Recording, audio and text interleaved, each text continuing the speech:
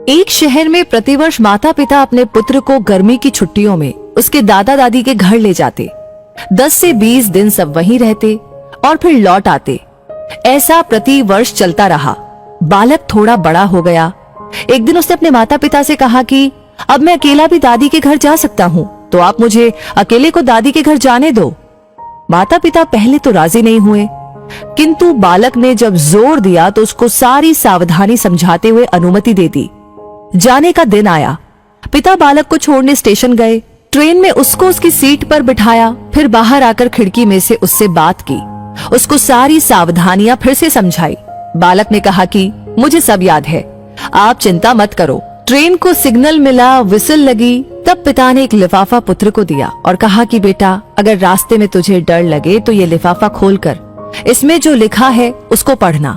बालक ने पत्र जेब में रख लिया। पिता ने हाथ हिलाकर विदा किया। ट्रेन चलती रही। हर स्टेशन पर नए लोग आते रहे, पुराने उतरते रहे। सबके साथ कोई न कोई था। अब बालक को अकेलापन लगने लगा। अगले स्टेशन पर ट्रेन में ऐसी शख्सियत आई जिसका चेहरा बहुत ही भयानक था।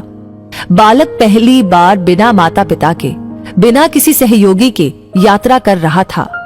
उसने अपनी आंखें बंद करके सोने का प्रयास किया, परंतु बार बार वो भयानक चेहरा उसकी आंखों के सामने घूमने लगा। बालक भयभीत हो गया, रुआंसा हो गया। तब उसको पिता की चिट्ठी याद आई। उसने जेब में हाथ डाला, हाथ कांप रहा था। पत्र निकाला, लिफाफा खोला और पढ़ा। पिता ने लिखा था, तू डरना मत, मैं पास वाले कंपार्टमेंट में ही हूँ, इस गाड़ी में बैठा हूँ। बालक का चेहरा खिल उठा। सारा डर काफूर हो गया। जीवन भी ऐसा ही है। जब भगवान ने हमको इस दुनिया में भेजा, उस समय उन्होंने हमको भी एक पत्र दिया है जिसमें लिखा है, उदास मत होना, मैं हर पल, हर क्षण, हर जगह तुम्हारे साथ हूँ। पूरी यात्रा तुम्हारे साथ करता हूँ, केवल तुम मुझे स्मरण रखते हो। सच्चे मन से याद करना, मैं एक पल में आ जाऊंगा। इसलिए चिंता नहीं करना, घबराना नहीं, हताश नहीं होना। चिंता करने से मानसिक और शारीरिक दोनों स्वास्थ्य प्रभावित होते हैं। परमात्मा पर, प्रभु पर, अपने इष्ट पर हर क्षण विश्वास रखे। वो हमेशा हमारे साथ है, हमारी पूरी यात्रा के दौरान, अंतिम सांस तक। बस इसी एक एहसास को ही कायम रखने का प्रयास करते रहना है।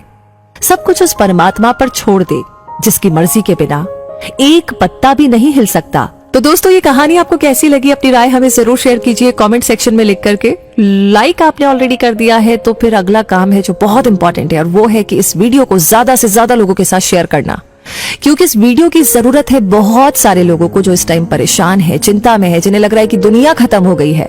लेकिन अब आपको पता है कि ऐसा नहीं है।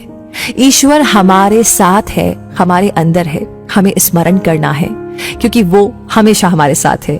तो शेयर करना बिल्कुल ना भूले। साथ ही साथ आगे हमेशा ऐसी कहानी आपको समय समय पर मिलती रहे, तो उसके लिए एक छोटा सा काम करना जरूरी है, जो है हमारे पेज को फॉलो करें। तो बस अगर आपने फॉलो कर